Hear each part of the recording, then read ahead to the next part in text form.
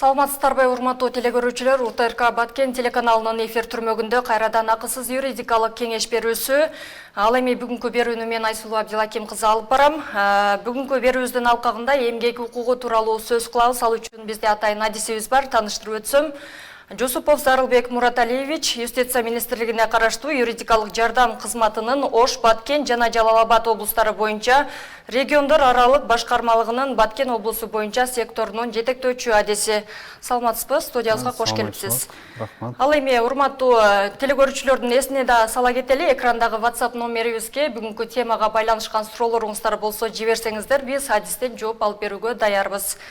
Ал эми алгач сизден бул тууралуу сурасак, бүгүнкү темабыз эмгек укугу тууралуу, ушул эмгек мыйзамдары тууралуу кененирээк токтолуп өтсөңүз. Да, бир жолу саламатсыздарбы. Эмгек укугу боюнча бул биздин негизги мыйзам Конституциябызда көрсөтүлгөн. Андан сырткары эмгек кодекси бар, ал жакта тереңирээк көрсөтүлгөн. Эмгек кодекси болсо бул жарандардын эмгек укуктарын жана эркиндүүлүгүн мамлекет жактан кепилдендирген, белгилеп кеткен. Ал болсо эмгек кодекси иш берүүчү менен жана ишкердин ортосундагы мамилени карайт. Эмгек мыйзамдарынын негизги милдеттери алар эмгектин уюштуруу жана эмгек башкаруу боюнча жагын карайт. Кызматкерлер жана берүүчү өкүлчүлүктүн органдар мыйзамдарын каралган учурларда жергиликтүү бийликтер менен алардын ортосунда иштерди карайт. Жана ал эмгек кодекс болсо эмгек талаш тартыш боюнча чечүүлөрүн да карайт. Ошол.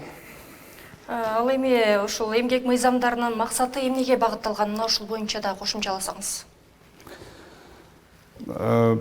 Жанакы жогоруда айтып кеткендей эле багытталганы ошол иш берүүчү менен ишкердин ортосундагы мамиле, алардын туура багыт калп баруу жагыттарын карап чыккан. Жакшы, ушул эмгек чөйрөсүндө кандай басмырлоого кабылышы мүмкүн жарандар? Ар бир адам өзүнүн эмгек укуктарын жана эркиндиги ишке ашыруу үчүн бирдей мүмкүнчүлүктөргө ээ. Эч ким, эч кайсы жаран өзүнүн жыныстык, жашы, тил, диний таануу боюнча кайсыдыр бир саясий партияга таанбасын, ошого карабастан эмеге тыюу салынбайт, жол берилбейт ага. Ошол эле учурда ошо мажбурлаган эмгекке тыюу салуу боюнча да айта кетсеңиз,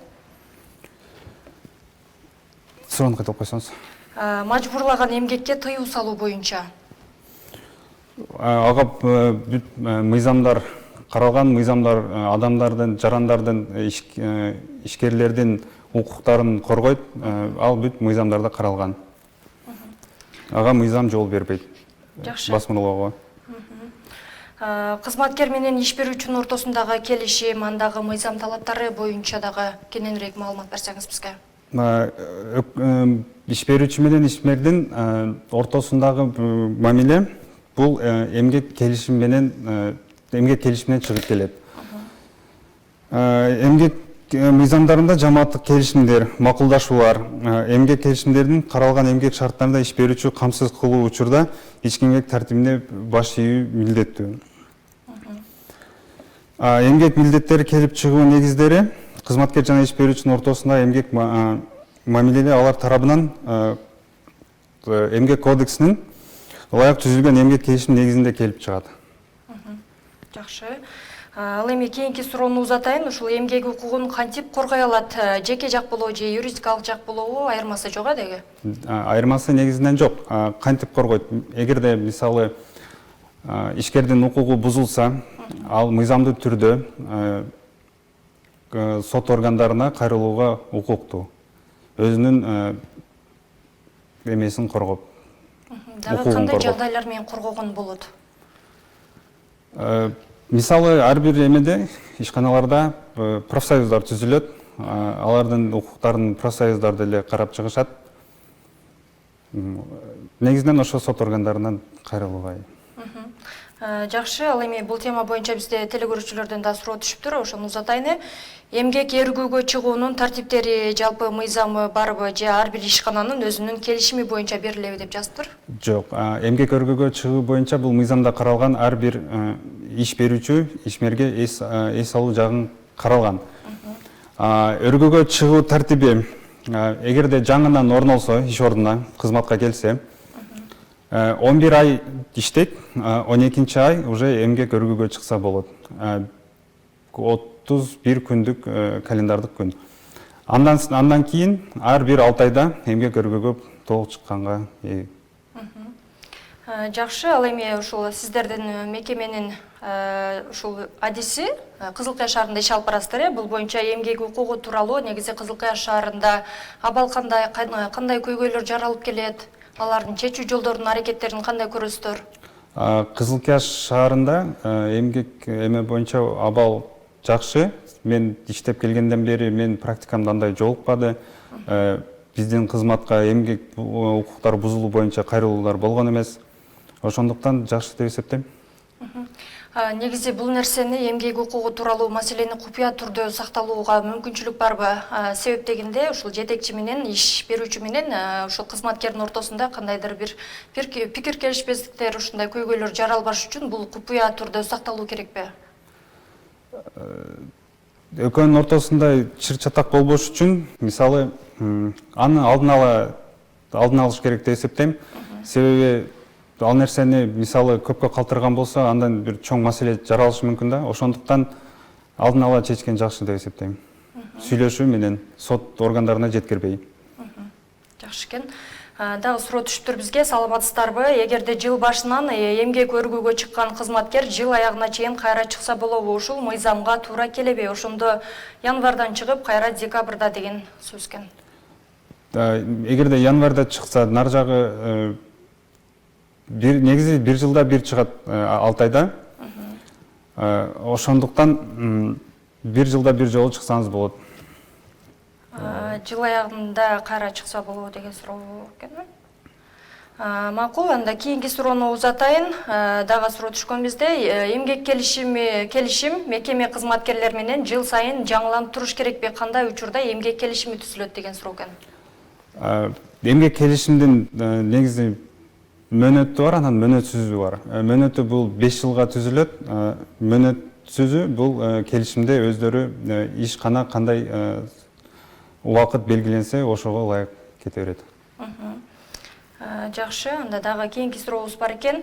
Эгерде мамлекеттик кызматкерди штаттык бирдигинин өзүнүн каалоосу жок, жарым бирдигин ажыратууга болобу деп жазыптыр. Жок, эси негизсиз болсо, эгерде негизсиз болсо, анда мыйзам жагынан карап чыгыш керек. Ар бир эменин негизи болуш керек да. Бекиткенде же иштен алганда анын негизи болот. Негизсиз эч кайсы ишкерди алууга болбойт. Мыйзам ага жол бербейт. Жакшы. Азыркы учурда өлкө аймагында ушу санариптештирүү багытында дагы бир топ алгылыктуу иштер жүрүүдө. Бул боюнча сиздердин аймакта дегеле иш аракеттериңиздерде санариптештирүү боюнча кандай иш аракеттер жүрүүдө? Биринчиден эми ал биздин иштен, биздин кызматтан бир аз алысыраак, бирок билген маалыматымды айтайын. Менин иш ордум Кызыл Кыя шаарынын мэриясында жайгашкандан ал жактан азыр активдүү өтүп жатат санариптештүү аймакта. Бир четинен ал өтө удобный деп айтсам болот. Элдер келип атат, азыр бүт санариптештирип, бүт жанакы тактамаларды телефон аркылуу түндүк приложениясы менен алсаңыздар болот. Ар кайсы мекемелерге барбай справка издеп, ошондуктан өтө жакшы болуп атат азыр. Жакшы экен. Ал эми ушу сиздер юридикалык жардам, акысыз юридикалык жардам кызматын көрсөтүп келесиздер. Бул боюнча бүгүнкү темабызга байланышкан маселеде сиздерге ушул көйгөйлүү маселе менен кайрылышпаса дагы жеринен барып эмгек кызматкерлери менен жолугушуп же балким бир иш жүзүндө ушундай аракеттер болуп турабы? Ооба, аракеттер болуп турат. Бизде акция декадалар өтөт. Анын арасында бизге жергиликтүү бийликтин кызматкерлери жардамга келишет, чогуу чыгабыз. Ошондо ошонун негизинде алкагында, декада акцияларынын алкагында биз кызматкерлерге да айтып кетебиз, алардын укугу боюнча, ишмердүүлүктөр боюнча да айтып кетебиз. Жакшы.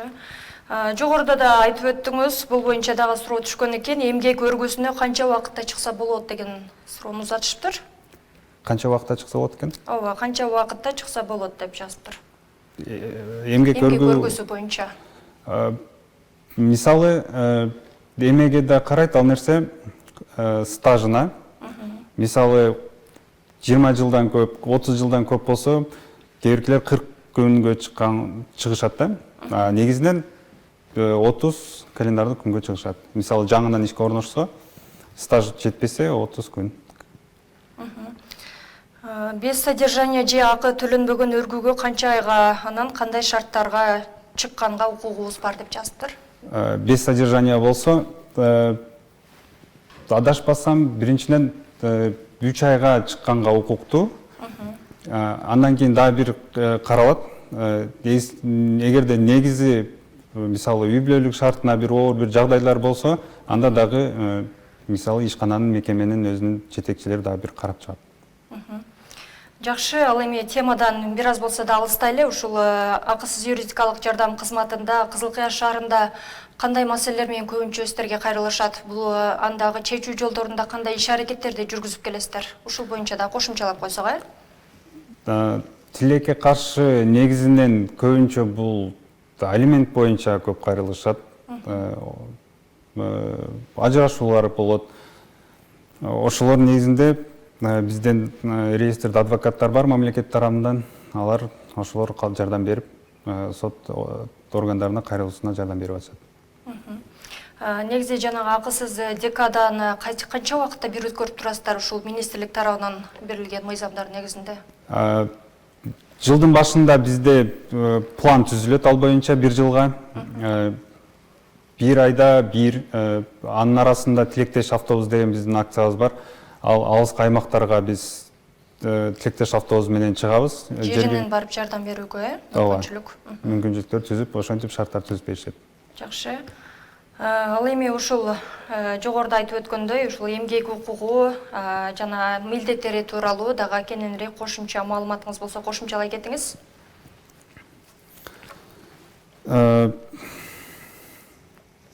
Суроону кайталап коесузбу? Ушул эмгек укугу жана милдеттери тууралуу өзүңүздө калган маалыматтар болсо кошумчалап койсоңуз болот. Эмгек укугу, эмгек милдеттери. Эмгек укуктарында эми мисалы негизсиз жумуштан алып койгонго тыюу салат, ошол жактары каралган. Милдеттери мисалы келишим түзүлөт. Башында түзүлгөндө келишимди бузбаганга аракет, негизи бузбаш керек. Келишимде каралган шарттарды. Мисалы негизсиз жумушка чыкпай койгон учурлар деле болот. Ал ошолорго жол бербөө керек да.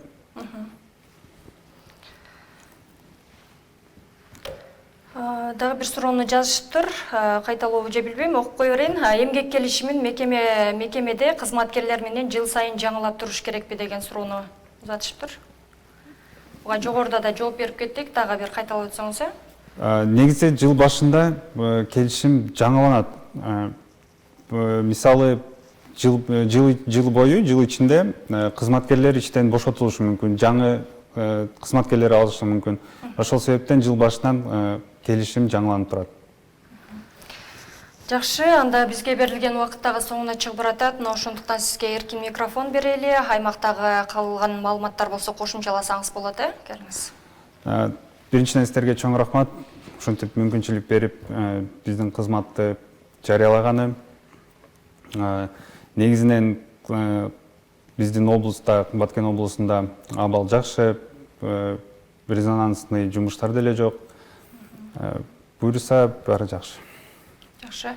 Чоң рахмат, анда сизге атайын убакыт бөлүп келип бергендигиңиз үчүн ыраазычылык билдиребиз. Ишиңизге ийгилик болсун. Урматтуу телекөрүүчүлөр, биз акысыз юридикалык кеңеш берүүсүнүн алкагында эмгек укугу жана милдеттери тууралуу сөз кылдык. Бүгүн бизде конокто Жусупов Зарылбек Мураталиевич болду. Ал эми мен сиздер менен келерки берүүгө чейин коштошомун. Сак саламатта туруңуздар.